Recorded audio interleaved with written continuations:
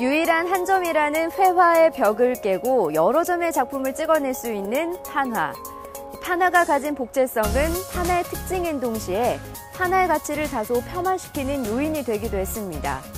현대미술에서의 판화는 복제성을 지니되 작가만의 독특한 틀과 표현법을 갖춘 예술 장르로 새로운 관심을 모으고 있는데요. 지역에서 꾸준하게 판화 작업을 이어온 작가들의 작품을 통해 판화의 가치와 매력을 새롭게 살펴보겠습니다.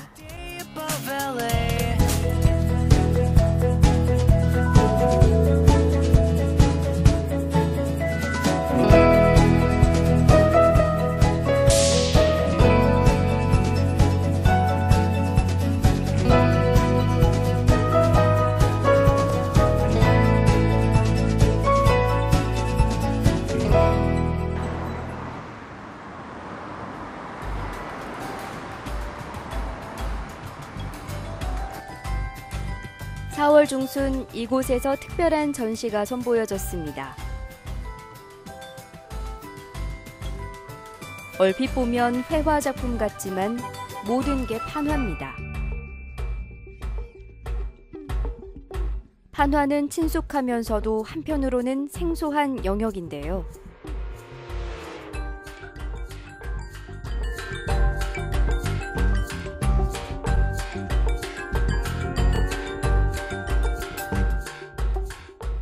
나름대로 독자적인 미술적 위치를 차지하고 있지만 대중에게 판화는 기존 회화의 복사라는 인식이 강하게 남아 있습니다. 판화에 대한 이해와 판화 미술의 순수성을 알리기 위해 이 전시가 기획됐는데요. 우리 지역에서는 전북 판화가협회를 중심으로 활발한 작품 창작과 전시가 이어져 왔습니다. 대중과 소통을 계속해온 건데요. 전통 기법 위에 작가만의 개성과 실험을 더한 다양한 작품으로 판화에 대한 이해와 관심을 더해왔습니다.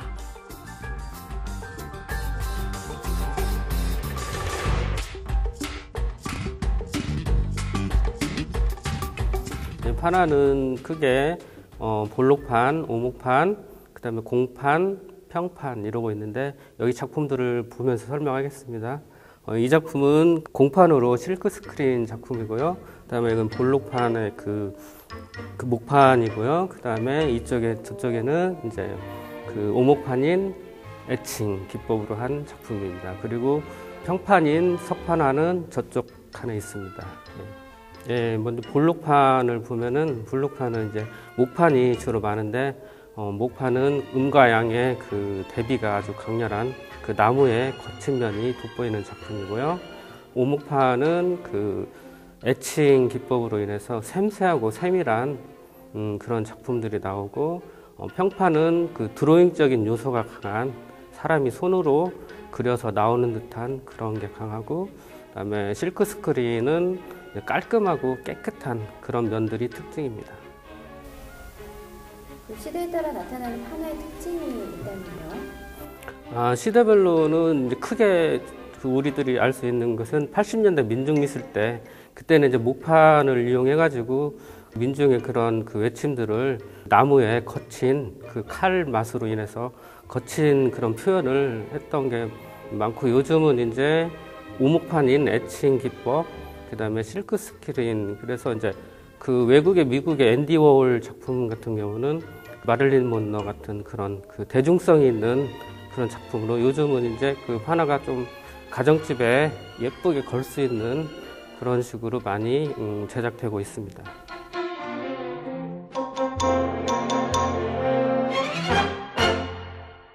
주제하고 딱 맞는 그런 작품이죠. 그러면서 결이 보이면서, 그리고 이제 그 하얀 부분은 파낸 부분, 잉크가 안 들어가고, 검정 부분은 그대로 남겨놔가지고 잉크가 올려가지고 이제.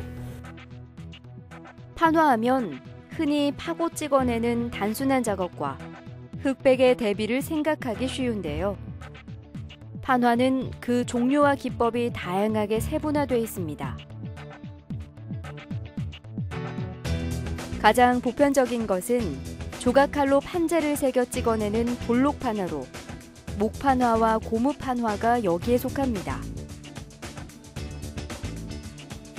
칼자국의 효과가 강하고 흑백의 대비가 선명하며 정교한 표현이 돋보입니다.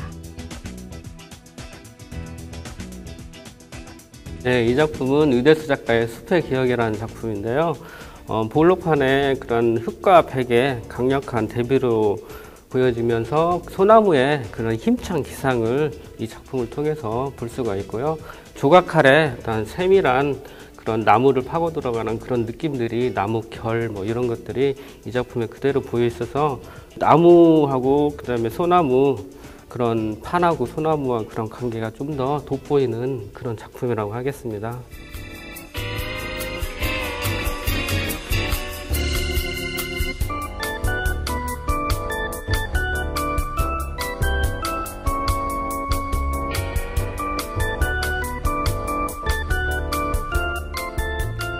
목판화에서 한 걸음 더 나아가 다양한 색을 얻고자 할 때는 소멸 목판화 기법을 사용합니다. 보통의 목판화가 한 번 파고 찍는 과정의 반복이라면 이 소멸 목판화는 파고 찍는 과정이 연속해서 반복되는데요. 한 장의 판으로 작업을 이어가기 때문에 마지막까지 남은 판으로는 같은 작품을 다시 얻을 수 없습니다. 이름 그대로 판이 소멸되는 게 이 기법의 특징입니다.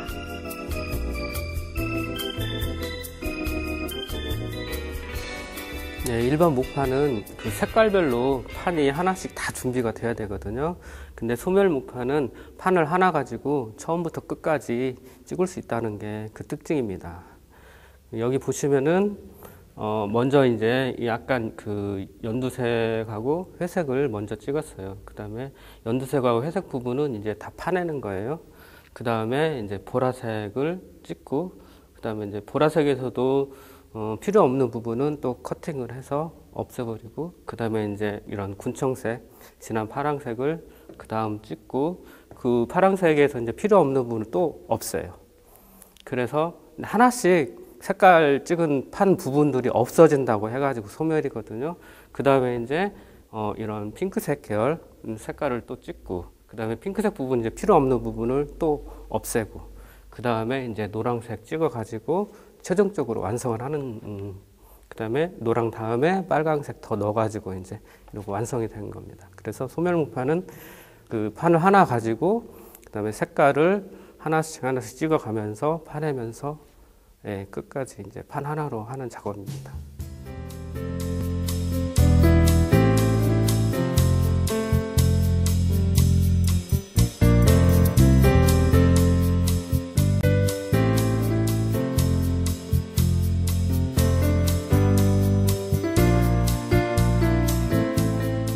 볼록 판화와 달리 오목한 부분에 잉크를 채우는 오목 판화.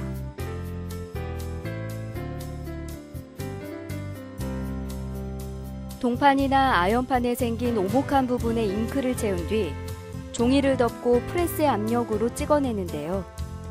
지폐나 증권 인쇄 등에 많이 이용됩니다. 동판화는 사진 재판에 출연할 때까지는 무엇인가를 연속적으로 찍어내는 데 있어 가장 좋은 수단이었습니다.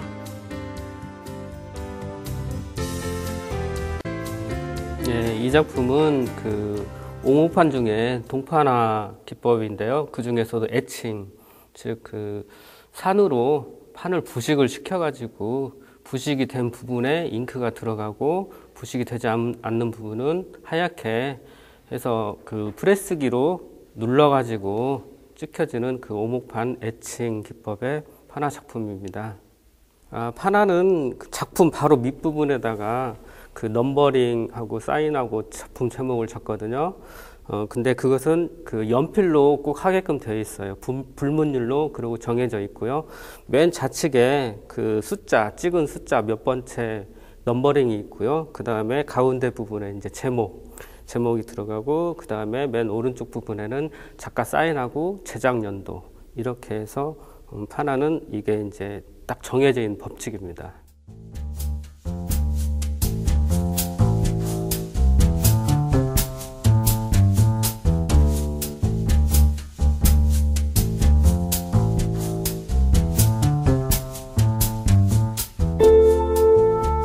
콜라그라피, 그러니까 여러 가지 섞어서 작품을 했었고요. 그다음에 이 작품 같은 경우는 이제 석판화 작품인데, 일단 크레용 보시면은 크레용의 그런 질감들, 그다음에 그 연필 같은 그런 느낌의 선들, 그다음에 이런 부분들은 이제 해묵이라는 그 재료가 있거든요. 그런 그 느낌들이 그대로 나와 있는 석판화 작품으로, 판을 파거나 부식시킬 필요가 없는 석판화. 붓의 터치와 크레용 자국 등이 그대로 전해져 다른 판화들에 비해 회화적인 느낌이 가장 잘 전해집니다. 석판화는 물과 기름이 섞이지 않는 원리를 이용한 겁니다.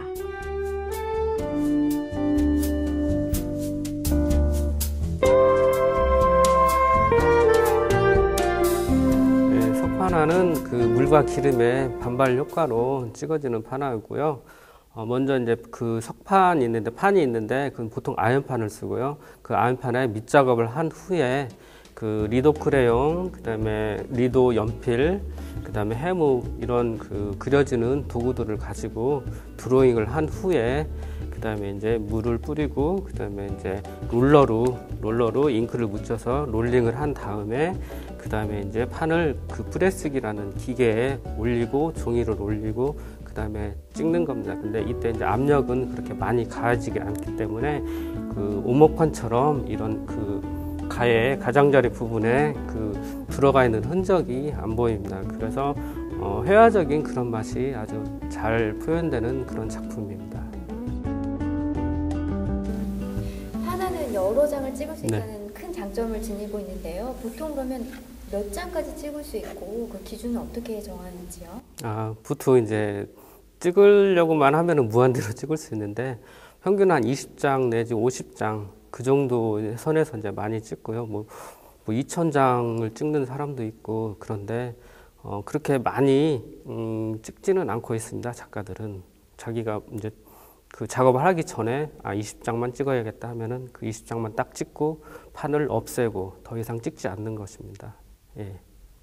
아무래도 사람이 하는 그 작업이기 때문에 찍을 때마다 그 느낌은 살짝씩 달라질 수가 있을 텐데, 네. 어느 정도 몇 장째 찍었을 때 그 최고의 그 작품으로 선정을 하는지요? 보통 한 20장 찍는다고 하면은 첫 한두 판 정도는 약간 실험, 그러니까 잘 나왔나 못 나왔나 그런 실험 단계인 것 같고요. 그 다음에 한 5장 전후로 해서는 어느 정도 이제 그 숙달이 돼서 잘 나온다고 볼 수가 있고, 조금 이제 뒤로 갈수록 또 이제 잘 안 맞을 수도 있거든요. 그래도 첫 작품을 제일 그 값어치 있게 그러고 생각을 하고 있습니다.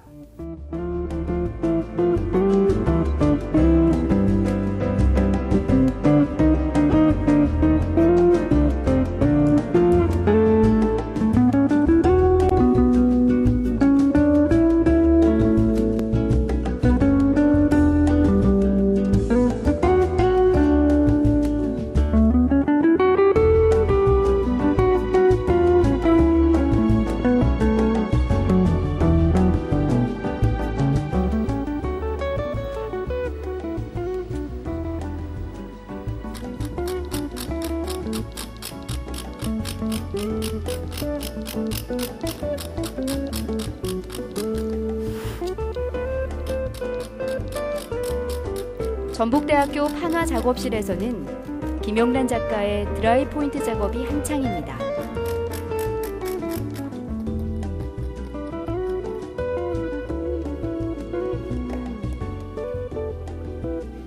판면에 직접 철침을 긁어 그림을 그리고 파인 부분에 잉크를 밀어 넣는 작업이 이어지는데요.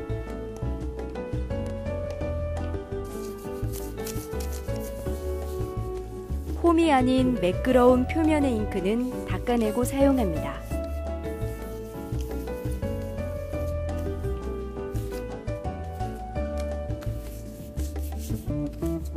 네, 오목판화에는 드라이 포인트하고 에칭 크게 두 종류가 있는데 에칭인 경우에는 부식을 하는 거고 오늘 시연한 드라이 포인트는 말 그대로 부식을 시키지 않고 니들의 힘을 이용해서 상처를 내고 그 상처 안에 물감을 집어넣고 기계를 통해서 찍어내는 오목 파나입니다.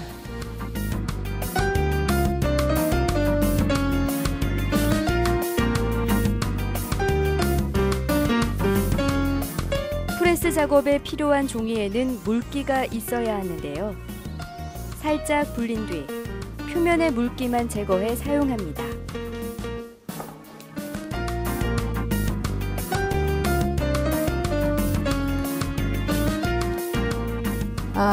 기계를 통해서 안에 있는 물감을 찍어내기 때문에 종이가 쿠션이 있을 만큼 좀 두툼합니다. 그래서 종이에 그 쿠션을 넉넉히 주기 위해서 물에 적시고 그 적신 걸 물기를 닦아낸 다음에 놓고 찍어야지만이 충분히 그 안에 있는 물감을 흡수하고 찍어내게 됩니다.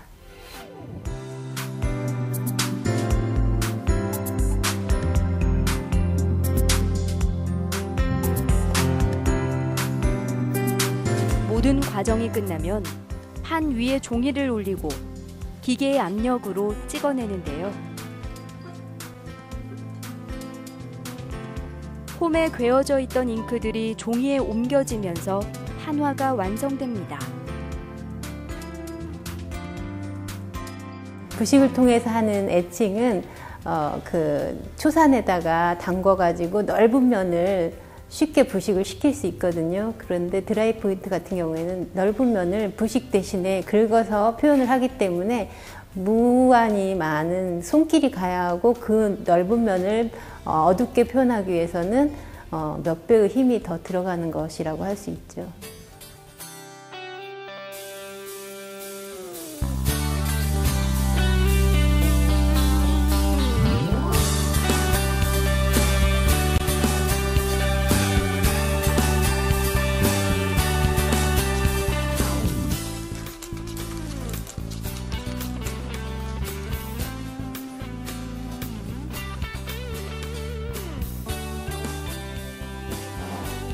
좌우가 바뀌지 않는 게 특징인 공판화. 이 공판화 가운데 대표적인 기법이 실크 스크린입니다.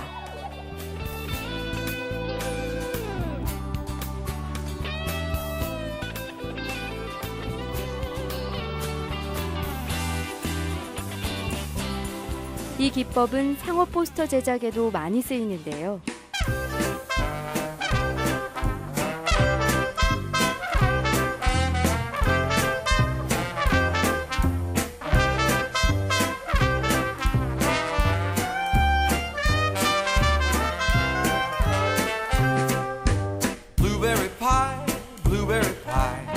실크 스크린은 잉크가 많이 묻어 색상이 강하고 선명한 특징을 갖습니다.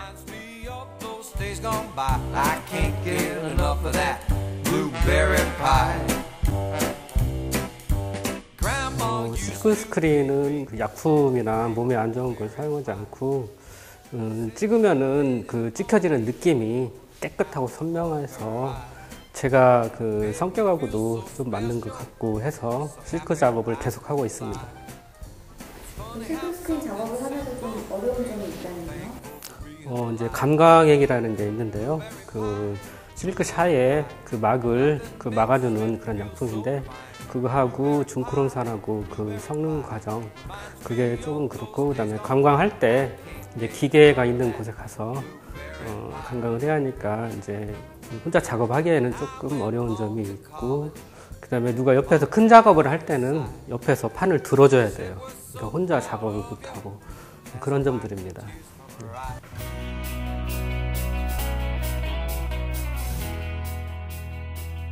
작가의 세밀한 계획과 공정의 복잡함. 제작 과정에서 노동에 비유되는 과정들이 있어 판화는 접근하기 힘든 영역으로 인식되기도 합니다.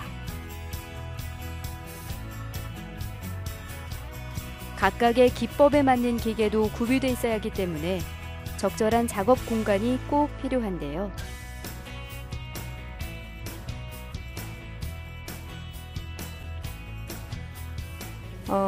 저는 판화를 하면서 이건 노동이다. 항상 이런 이 그림을 그리고 말지 하는 그 생각을 하면서도 찍어냈을 때 그 즐거움, 노동의 즐거움을 맛볼 수 있기 때문에 항상 판화에 도전한다고 생각을 합니다. 도전이라고 생각해요. 그 판화는 여러 가지 기자 재질을 많이 사용하기 때문에 작가 개인이 그런 걸 다 준비해서 할 수가 없습니다. 그래서 이제 마음에 맞는 사람들끼리 모여서 하기도 하는데 현 상황은 그게 이제 어렵게 된 상황이고, 그래서 이제 기관에서 같은 어떤 공간을 마련해 주면은 거기서 일반인들까지 모두가 이제 판화를 기초부터 배워서 판화가 좀 더 일반 대중화되는 그런 중요한 계기가 될 것 같아요.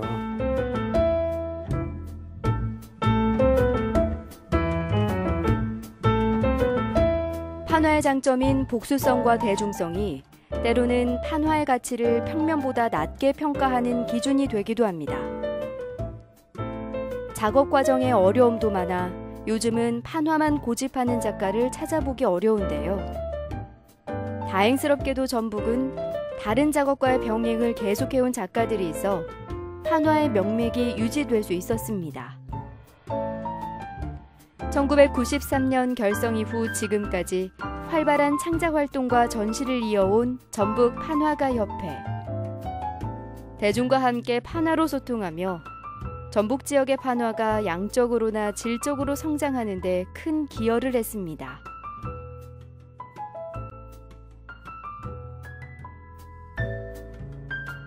네, 저희는 해마다 정기전을 계속 꾸준히 해왔었고요. 지금 올해가 24회고 내년에는 25주년 해서 좀 대규모로 전시를 할 계획이고요. 또 중간중간에 이런 좋은 기획전이 있으면은 참여하려고 하고 있고, 앞으로 전북 지역 판화의 대중화를 위해서 계속 저희 작가들 꾸준히 노력할 것입니다.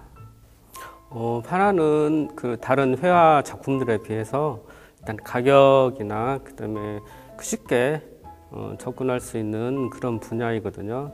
일단은 관객 여러분, 시민, 도민 여러분께서 전시장을 많이 찾아주시는 게 좀 더 판화를 가깝게 할 수 있는 그런 기회인 것 같고, 미술의 한 장르로 정착했지만 아직도 시장의 규모가 거의 형성되지 못했고 작가들의 구심점이 될 만한 공방도 없는 게 현실입니다. 전북 판화가 협회를 주축으로 판화에 대한 이해나 애정이 확산돼 작가들이 다양한 작품을 더욱 폭넓게 판에 새기는 봄이 찾아오길 기대해봅니다.